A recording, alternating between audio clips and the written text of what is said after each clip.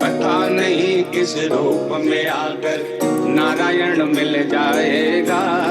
निर्मल मन के दर्पण में वह राम के दर्शन पाएगा। पता नहीं